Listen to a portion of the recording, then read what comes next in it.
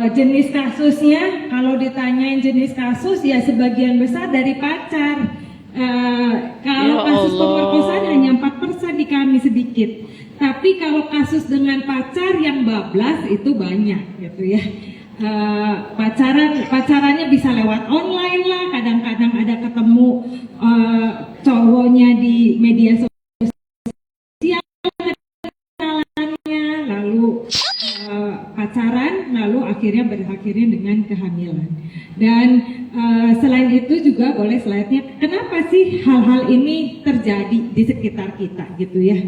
Ya, yang pertama ini ya ada yang disebut ketidakmatangan emosi gitu ya. Kenapa wanita perempuan bisa ngalamin yang namanya KPD atau free sex bahkan berakhir dengan kehamilan yang tidak diinginkan. Yang pertama adalah mereka mengalami yang namanya ketidakmatangan emosi. Emosinya dari kecil yang nggak matang gitu ya. Jadi akhirnya waktu ketemu dengan prianya kebapaan, udah makan belum gitu ya, langsung kesemsem gitu ya, langsung berbunga-bunga, jatuh cinta dan berakhir dengan free sex gitu. Dan yang kedua adalah pola asuh. Ini yang nanti akan dibahas oleh Kak Seto gitu ya. Peran orang tua menjadi peran yang sangat penting hari-hari ini gitu ya. Dan juga yang ketiga adalah kurang edukasi. Kayaknya kalau ngomongin seksual tabu di rumah gitu ya. Bahkan udahlah sekolah aja yang ngomong seksual, edukasi seksual ke anak-anak gitu. Atau bahkan dilemparinnya ke komunitas rohani gitu. Padahal itu menjadi peran orang tua untuk melakukan yang namanya seksual edukasi. Yang keempat sendiri adalah lingkungan. Kadang-kadang yaitu berteman dengan teman yang salah.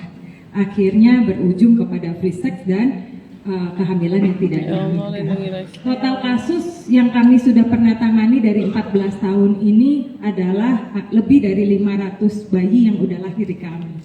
Dan sebagian besar adalah lahir dari remaja di kami.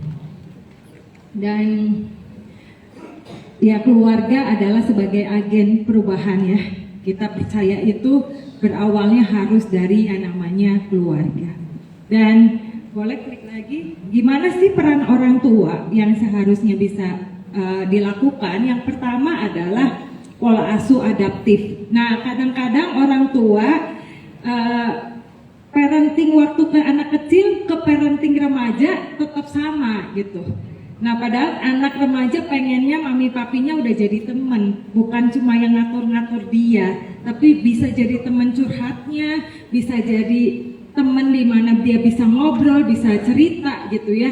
Tapi orang tua belum siap untuk berubah menjadi parenting pada anak-anak remaja ini. Yang kedua adalah orang tua harus menjadi figur, ya menjadi figur teladan dan teman. Nah ini yang suka orang tua jarang jadi teman gitu ya sama anak-anaknya sendiri. Jadi akhirnya dia ceritanya curhatnya sama temennya yang lain gitu. Yang ketiga adalah penerimaan diri dan suportif ke anak. Tadi kita ngobrol di bawah dan banyak kita ngomongin yang jadi orang tua harus support anaknya. Kegagalan anak, keberhasilan anak kita harus menjadi teman buat dia, menjadi support system buat dia gitu. Dan yang keempat, sumber utama anak mencari informasi orang tua. Seringkali Mbak Google yang informasinya, betul ya? Atau chat GPT sekarang gitu ya. Anak-anak bukan nanyanya ke papa mamanya, akhirnya nanyanya ke Mbak Google atau ke chat GPT gitu. Tapi bagaimana kita mengembalikan orang tua menjadi sumber informasi yang utama buat anak-anak kita ini. Oke, itu aja mungkin Pak. Oke, makasih Bu Dewi. Iya, kita mungkin sebentar akan tanya jawab, tapi sebelum tanya jawab saya mau mengundang narasumber yang kedua, dan beliau ini mulainya banyak dipanggil Kak, tapi sekarang katanya sudah dipanggil Kek karena cucunya pun sudah banyak. So let's welcome Bapak Seto Mulyadi. Kita beri tepuk tangan. Lebih heboh lagi dong yang pertama.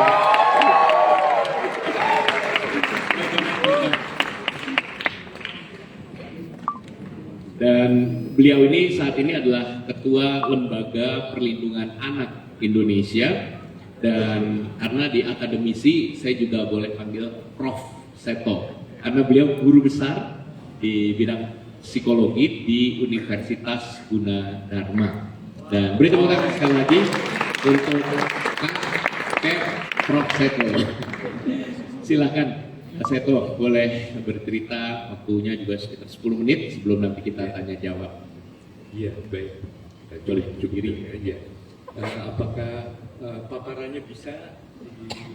Oh, lagi sedang disiapkan sebentar. Iya, mungkin saya berbicara mengenai bagaimana membangun keluarga yang harmonis, yang rukun, yang akrab, tapi juga yang penuh dengan apresiasi terhadap anak-anaknya yang menjadi anggota dari keluarga tersebut. Ya, mungkin saya ingin menampilkan beberapa, apakah masih bisa ditampilkan gambarnya? Jadi definisi anak sesuai dengan Undang-Undang Perlindungan Anak atau juga Convention on the Rights of the Child adalah 18 tahun ke bawah. Jadi berarti anak SMA ke bawah itu adalah anak, termasuk yang masih berada dalam kandungan. Dan itu dilindungi oleh undang-undang, tidak boleh ada kekerasan. Mereka memiliki 4 hak dasar, yaitu pertama adalah hak hidup, kemudian hak kedua adalah hak tumbuh dan berkembang, termasuk bermain dengan gembira, mengembangkan potensi bakatnya, dan semua anak cerdas pada bidang yang saling berbeda, tidak boleh saling dibanding-bandingkan. Nanti kalau dibanding-bandingkan nanti pada nyanyi Wongkong ini kok dibanding-bandingkin dan seterusnya. Jadi jangan dibanding-bandingkan. Ibaratnya ada Einstein hebat, tapi ada Pablo Picasso, Mozart, ada Beethoven, bisa Ronaldo, bisa Michael Jackson dan sebagainya. Kalau saya di Indonesia ada 5 Rudi yang hebat juga. Bisa Rudi Habibie, bisa Rudi Hartono, Rudi Salam, Rudi Khairuddin, atau Rudi Hadi Suwarno. Gitu. Cerdas pada bidang yang berbeda. Jadi marilah kita hargai potensi setiap putra putri kita. Nggak semua yang pintar, nggak semua yang tidak pintar matematika nggak cerdas. Jadi cerdas ada yang pintar matematika, yang cerdas nyanyi, cerdas menari, cerdas menggambar, cerdas apalagi mungkin YouTuber dan sebagainya. Jadi itu yang harus dihargai pada setiap anak kita. Dan kita memang membangun keluarga, mohon para orang tua mencintai dan bangga pada putra-putrinya. Saya ingin bertanya kepada ibu dan mbak sekalian yang hadir di sini, siapa yang sudah punya putra-putri? Ya, siapa yang bangga terhadap putra-putrinya? Siapa yang mencintai putra-putrinya? Sekarang mohon dijawab dengan jujur. Siapa yang pernah menjewer putra-putrinya? Gak pernah. Siapa pernah membentak putra-putrinya? Nah, sekarang zaman now bukan zamannya lagi membentak menjewer. Marah boleh marah, tapi dengan nada merdu. Jadi kan, ayo mandi. Beda kan kalau ayo kita mandi dengan sabun wangi. Gitu dong bunda, gitu dong mama, gitu. Jadi intinya adalah menjadi sahabat anak. Nah ini ada seorang ya, berikutnya seorang bisa lebih. Nah ini hak-hak dasarnya. Berikutnya lagi agak cepat saja mungkin. Semua anak senang belajar, bergerak, berteman, berpetualang, senang menghadapi tantangan, senang bermain, juga kreatif, senang berkarya dan sebagainya. Ini yang harus dilihat positifnya pada putra-putri kita. Berikutnya lagi, dunia anak adalah dunia bermain. Justru melalui bermain dia belajar banyak. Jadi jangan sampai zaman now, main lulu, ayo belajar. Soal belajar hanya menghafal saja. Padahal Undang-Undang Perlindungan Anak, Undang-Undang Sistem Pendidikan Nasional, definisi pendidikan adalah menciptakan suasana di mana potensi setiap anak tumbuh dan berkembang optimal. Jadi apakah dia nanti menjadi Rudi Habibie atau Rudi Salam atau Rudi Hartono atau Rudi Khairuddin adalah hasil dari pendidikan itu sendiri. Berikutnya. Ya, ini terus berikutnya lagi, suasana ini merangsang berbagai aspek perkembangan mereka, motorik, sosial, emosional, moral, kreativitas dan sebagainya. Berikutnya lagi, Semua anak pada dasarnya senang belajar. Saya ingin bertanya kepada ibu dan bapak sekalian, mungkin ada guru, ada tidak yang punya putra putri atau murid yang tidak senang belajar? Ada. Nah, pada dasarnya senang belajar. Menjadi tidak senang belajar karena belajarnya dipelototin, dibentak, menghadapi anak sambil cemberut. Coba sekarang kampanye, kami juga mendirikan sekolah. Persyaratan gurunya adalah bukan gelarnya, bukan, tapi yang bisa bahasa Perancisnya mesem. Apa itu mesem? Oh, Senyum, tersenyum gitu. Jadi menghadapi anak harus dengan hati, bukan dengan cara melotot, dibentak dan sebagainya. Jadi berikutnya, belajar yang efektif adalah belajar dalam suasana gembira yang menyenangkan. Berikutnya lagi, ya agak cepat. Nah, jangan lagi ada kekerasan baik di lembaga pendidikan formal maupun informal dalam keluarga. Jadi mohon tidak lagi jewer-menjewer. Siapa yang siap stop kekerasan terhadap anak? Ya, kalau gitu saya mau berpantun. Jalan-jalan kita ke pasar, jangan lupa membeli mangga. Mendidik anak, janganlah kasar. Stop kekerasan terhadap anak sekarang juga. Dampak dari kekerasan, gelisah, cemas, gangguan tidur, gangguan makan, bosan, marah-marah, akhirnya malas belajar. Jadi kenapa anak senang belajar? Coba, dari kecil kan anak belajar tengkurap, belajar duduk, belajar berdiri, belajar bicara, kan semua belajar. Semua dengan cara menyenangkan. Ada tidak para ibu-ibu mengajar putra-putrinya berbicara? Enggak, lagunya kan bukan tempat belajar sambil menangis, kan tidak begitu kan? Kan taman yang paling indah hanya taman kami, taman yang paling indah hanya taman kami. Tempat belajar berteman banyak, itulah taman kami, taman kanak-kanak. Jadi tempat yang paling indah adalah TK, di mana gurunya bisa mendongeng, bisa menyanyi. Siapa ibu-ibu dan bapak-bapak di rumah suka menyanyi? Saya. Semua dengan nada-nada indah. Jadi dengan lagu-lagu. Kalau sudah malam jangan, hari sudah malam, waktunya tidur. Besok saya akan nggak bisa pak, nggak bisa tidur sampai pagi malah. Tapi kalau mengajak tidur misalnya, hari sudah mulai malam, waktunya tidur. Anak noleh. Oh, biasanya ngomel, sekarang nyanyi terus bu. Jangan lupa cuci kaki dan menggosok gigi. Bapaknya datang, jangan ngomel juga, nyanyi juga. Jangan lupa berdoa dulu sebelum tidur. Seluruh keluarga bikin paduan suara. Tuhan mohon berikanlah mimpi yang indah. Yeay. Terus berikutnya, gambarnya ya terus. Anak rindu belajar dalam suasana gembira, mari kampanyekan gembira terus. Ya, agak cepat sedikit. Berikutnya, tidak dengan kekerasan, lanjut saja. Orang tua juga dalam kondisi fisik dan psikis sehat. Siapa ibu dan bapak sekalian PD, sehat badannya? Siapa yang juga PD, sehat mentalnya? Saya. Ya. Siapa yang tiap pagi punya hobi mengomel? Tergantung. Siapa yang masih suka baper? Saya. Dan sebagainya. Nah, kunci sehat badan dan fisik adalah prinsipnya berikutnya adalah gembira. Siapa yang selalu gembira? Ya. Saya. Nah, gembira ini saya tahu ini apa bisa dengan gembira adalah singkatan dari huruf GEMBIRA. Apa itu G? Gerak, jangan mager. Siapa yang rajin berolahraga? Jarang. Siapa rajin bergerak menyapu juga? Saya. Kalau nyapu iya. Kalau misalnya hujan apa minimal apa? Lompat saja 50 kali. Waduh. Dengan lompat 50 kali otot terasa kuat, lutut juga tidak mudah sakit karena terlatih dengan teratur. Darah mengalir lancar, mengalir dengan lancar. G. Berikutnya adalah E. E adalah emosi cerdas.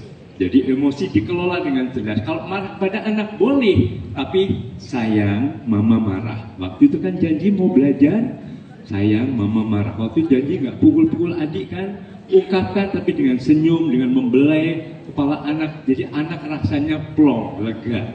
Oh, mama marah, tapi marahnya penuh persahabatan. Apa kalau tadi meledak ya nyanyi. Kalau mau meledak benar-benar mau marah, ledakan di kamar mandi saja. Biasanya lagu-lagu Tapanuli itu enak untuk meledakkan suara. Nyanyi. Bute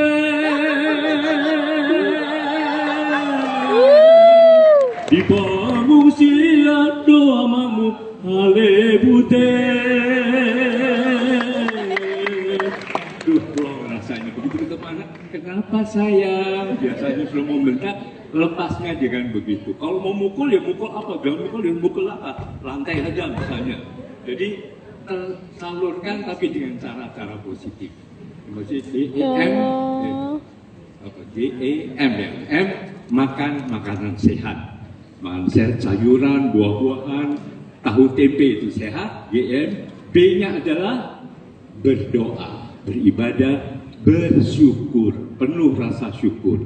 Kalau umat Muslim, alhamdulillah. Kristiani misalnya, puji Tuhan dan sebagainya. Jadi semua plong rasanya. Saya juga merasa penuh kegagalan, tapi selalu penuh rasa syukur. Akhirnya ya semua menjadi indah, sehingga rasanya juga tetap bahagia. I-nya adalah istirahat. Siapa yang bisa mengatur istirahatnya 8 jam rata-rata? Siapa yang suka begadang? Saya. Belum bikin konten, belum bikin balas WA dan sebagainya. Akhirnya kurang waktu tidur. Istirahat juga dari dendam, dari iri, dengki, benci dan sebagainya. I berikutnya adalah R, rukun dalam keluarga. Ibaratnya kemesraan ini janganlah cepat berlalu. Penuh kemesraan. Jadi kalau bisa sudah menikah berapa, 10 tahun, 20 tahun, tetap I love you, darling. Itu jangan lupa. R, dan terakhir A adalah tetap aktif berkarya, baik untuk keluarga maupun juga untuk masyarakat. Seperti dilakukan oleh Bu Devi Sumarno, selalu berkarya untuk masyarakat. Saya kira sangat membuat kepuasan bahwa kita masih berharga, kita masih ada nilainya, sehingga itu juga membuat badan terasa sehat, jiwa juga terasa sehat. Ini kunci resep bahagia atau sehat secara fisik dan mental dengan prinsip gembira tadi. Nah, berikutnya sinergi orang tua dan guru juga pegang peran penting. Juga orang tua selalu berkomunikasi dengan para guru, guru juga berkomunikasi dengan para siswa. Terus berikutnya, ya. Nah, aku seorang pendidik profesional selalu ramah anak, baik itu guru maupun orang tua. Berikutnya, nah, membimbing juga dengan senyuman, ya. Sekarang juga dengan laptop, tapi tidak dengan judes, tidak dengan buru-buru dan sebagainya. Lanjut. Seperti ciptakan suatu bulan yang lebih ramah anak. Kita akan menuju ke idola Indonesia Layak Anak 2030. Tapi dimulai dari keluarga yang layak anak, RT RW layak anak, lurah, kecamatan, akhirnya kabupaten kota, akhirnya Indonesia Layak Anak. Berikutnya, nah, standar isi pendidikan kita jangan lupa, bukan hanya iptek. Nomor 1 justru etika. Jadi apresiasi terhadap putra-putri yang santun, yang sopan, yang ramah dan sebagainya. Estetika, keindahan bertutur kata, berperilaku, berbusana, iptek nasional pun juga penuh rasa persatuan, dan kesehatan, termasuk kesehatan mentalnya juga diberi apresiasi. Ini berikutnya lagi, sedikit, guru pendidikan juga mohon lebih berpihak pada hak anak. Jangan sampai nanti ada ganti menteri, ganti kurikulum dan sebagainya. Mohon juga dikawal oleh masyarakat, semua demi kepentingan terbaik bagi anak. Jadi bukan untuk secara politis belaka, tapi intinya adalah untuk anak. Nah, ini teori dari Howard Gardner, Multiple Intelligences, yang menegaskan semua anak cerdas pada bidang yang berbeda, yaitu pada bidang, ya, lanjut, cerdas angka, pintar matematika, cerdas kata, pandai menyusun kata, menulis, mengarang atau berkata-kata, menguasai bahasa asing, cerdas gambar, mendesain, menggambar, melukis, cerdas musik, baik menyanyi atau memain alat musik, termasuk musik tradisional, Cerdas gerak adalah yang kinestetik, mungkin olahragawan.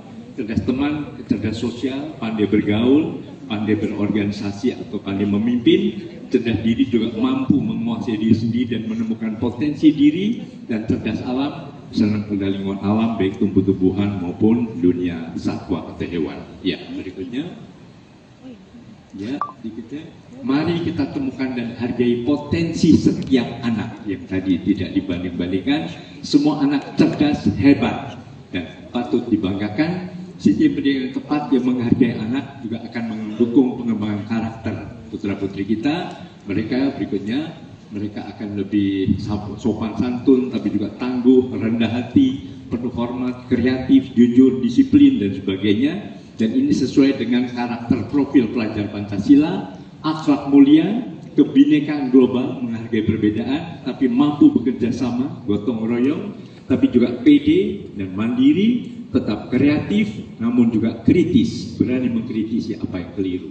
Belajar efektif tetap dalam suasana gembira, terus ciptakan suasana ini, keluarga yang ramah anak, lanjut. Nah, mohon kita semua menjadi orang tua sahabat anak atau idola anak. Siapa yang pede sebagai orang tua yang diidolakan putra-putrinya, mohon angkat tangan. Siapa yang merasa ditakuti putra-putrinya? Nah, jangan sampai anak takut, karena zaman now bukan mimpi punya anak penurut. Kita akan frustrasi, tapi anak yang mandiri tapi bisa bekerja sama. Artinya di dalam keluarga juga biasa berdialog. Siapa yang punya tradisi rapat keluarga? Belum. Ya, ngobras, ngobrol bareng asik. Akhir minggu misalnya kita bisa gelar namanya apa? Konferensi meja bundar, boleh. Diberi nama sidang umum MPR, Majelis Permusyawaratan Rumah, begitu. Tapi kadang-kadang juga ada sidang kabinet terbatas. Ayah dan bunda juga ngobrol berdua. Jangan ribut di depan anak. Jangan, oh papa jangan galak-galak itu. Mama juga manjain, tapi anak jadi bingung. Ini mana yang benar nanti? Jadi idola dan sahabat anak, kunci sukses menghadapi anak adalah kreatif. Jadi jangan mudah mengatakan, wah anak begini, tapi bagaimana menyiasati? Apalagi anak usia balita yang kadang-kadang sedang bandel-bandelnya, maka menghadapinya tetap tenang, penuh kreativitas, sehingga dengan pendekatan-pendekatan yang apakah mendongeng, dengan menyanyi, main sulap, dan sebagainya. Ya, kunci kreativitas, ya, misalnya bikin lagu, misalnya. Nah, sekarang gini aja, saya bikin game sebentar saja. Saya coba pancing 2 baris di atas, mohon nanti ibu dan mbak sekalian lanjutkan baris ketiga dan keempat. Nanti jadi lagu nanti. Ya, coba ya. Ting tong ting dong, saya. Gadget ada manfaatnya, tapi juga bisa bahaya. Lanjutkan. Ayo adik bermain gadget dengan cerdas dan bijaksana. Luar biasa, tepuk tangan. Wow, ternyata kita semua kreatif. Saya mau izin telepon Pak Jayu Suprana supaya dicatat dalam rekor muri. Dalam berapa detik ibu-ibu dan bapak sekalian bisa mencipta lagu. Tepuk tangan, luar biasa. Siapa yang pede sebagai orang tua kreatif? Saya. Nah, kita semua kreatif. Lagu berikutnya. Nah, jangan bentak-bentak. Ayo belajar. Kita semua harus belajar. 2 baris saya pancing dengan nada sembarang ya. Mimi redo. Nah, misalnya. Bila kita selalu belajar, banyak ilmu yang kita dapatkan. Lanjutkan. Ayo adik rajinlah belajar, itu bekal untuk masa depan. Keren. Nanti sebagai hadiah, masing-masing dapat hadiah 1 juta rupiah, boleh diambil dari tabungan masing-masing. Berikutnya, belajar lebih efektif kalau ada unsur amusement yang menghibur, ada permainan, games, warna-warni. Selalu berpikir positif bahwa semua anak hebat, cerdas, badan kita juga segar, dan emosi juga sehat, maka suasana belajar akan menjadi sangat positif. Berikutnya, terakhir, oke. Jujur anak komitmen kuat, kompak dengan pasangan, peduli pada anak, terus belajar dan kreatif. Lanjut. Orang tua kreatif bisa menjadi penyanyi, pendongeng, seniman, komedian, pesulap, ilmuwan, dan sebagainya. Lanjut. orang tua kreatif, anak-anak juga akan kreatif. Lanjut, kita semua bisa belajar untuk menjadi orang tua hebat. Dengan orang tua hebat terbangun keluarga bahagia, dan ini akan menjadi bangsa yang hebat. Anak terlindungi dari kekerasan. Terus terakhir, orang tua bijak mendidik anak sesuai zamannya. Zaman now tidak dengan cara kekerasan, karena kekerasan harus kita hentikan. Berikutnya, prinsip pendidikan, contoh keteladanan dan suasana yang tetap penuh kasih sayang. Impian anak, rumah yang ramah anak menuju ke idola. Anak terlindungi, Indonesia maju. Demikian, terima kasih. Assalamualaikum warahmatullahi wabarakatuh. Ini luar biasa sekali ya pengalaman beliau 5